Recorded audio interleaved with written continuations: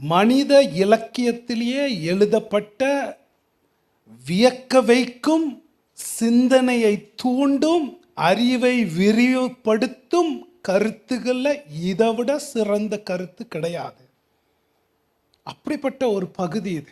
அற்புதமான ஒரு பகுதி. ஒரு ரட்சிப்பினுடைய ஒரு முழு பரந்த காட்சி, ஒரு பேனராமிக் வியூன்னுவாங்க.